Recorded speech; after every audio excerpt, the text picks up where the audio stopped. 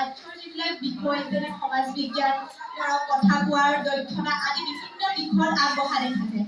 সকলো শিশুৱে সকলো দিশলৈ সমানে পাৰ্গত নহয়, সেইটো আপোনালোকে সকলোৱে নটিচ কৰিছেই।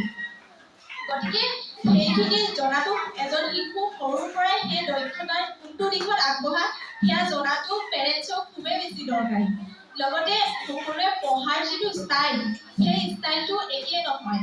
যেনেদৰে কোনোবা শিশুৱে খুব ডাঙৰকৈ পঢ়িলে অতি সহজে মনত ৰাখিব পাৰে, কোনোবা শিশুৱে আনৰ পঢ়ি থকা মাক দেউতাকে পঢ়ি দিলে ধুনীয়াকৈ মনত ৰাখিব পাৰে, আন কিছুমান শিশুৱে যিটো ভিজুৱেলাইজেশ্যন পাৱাৰ, চকুৰে দেখি যেনে ধৰক এই চাৰ্টবিলাক চাই চাই পটাপট মনত ৰাখিব পাৰে। ঠিক তেনেধৰণে ডিফাৰেণ্ট চবৰে টেলেণ্ট থাকে। সেই কথাটো আমাৰ টেষ্টৰ জৰিয়তে ধৰিব পৰা যায়। আৰু লগতে এইটো পেৰেণ্টছৰ কাৰণেও খুব ডাঙৰ কথা যে ইয়াত আমি এইটো টেষ্টৰ জৰিয়তে পেৰেণ্টছকো গাইড কৰা হয় যে শিশুটিক কেনেধৰণে পঢ়াব লাগে।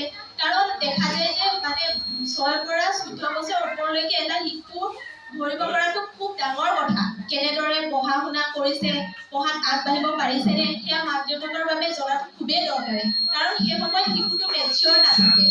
গতিকে সেই সময়ত শিশুটিক সঠিক দিশে আগবঢ়াই নিয়াটো আমাৰ খুবেই দৰকাৰী। গতিকে কেনেদৰে পঢ়িলে শিশুটিয়ে আগবাঢ়ি যাব, সেই ক্ষেত্ৰত সেইখিনি জনাটো পেৰেণ্টছৰ বাবে যিহেতু দৰকাৰী, সেইবাবে আমি এই টেষ্টটো আপোনালোকৰ মাজলৈ লৈ আহিছোঁ। আৰু এই টেষ্টৰ জৰিয়তে আপোনালোকে শিশুটিক গাইড কৰিব পাৰিব। যিহেতু কিছুমান শিশু দেখা যায় যে বহুত বেছি দুষ্টামিৰ মাজেৰে আগবাঢ়ে, কিছুমান শিশু খুব মাতবোল কম কৰে, তেনেধৰণৰ ডিফাৰেণ্ট কেৰেক্টাৰ দেখা পোৱা যায়। গতিকে সেই কেৰেক্টাৰটোৰ মাজেৰে আমি তেওঁলোকক আগবঢ়াই নিব লাগিব। এটা দুষ্ট শিশুক আপুনি পঢ় বুলি ক'লে সি নপঢ়িব। তাৰ যিখিনি গাইডলাইন আছে, সেই গাইডলাইনখিনি আমি আপোনালোকক দিম। তাৰ জৰিয়তে আপোনালোকে শিশুটিক আগবঢ়াই দিয়াত যথেষ্ট সহায় পাব।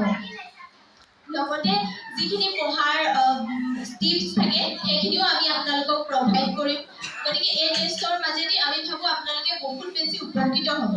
কেৱল শিশুৱে নহয়, ডাঙৰ আপোনালোকে 2 বছৰৰ পৰা আৰম্ভ কৰি যিমান বছৰলৈকে বিচাৰে আপোনালোকে এই টেষ্টটো কৰিব পাৰে, যাৰ জৰিয়তে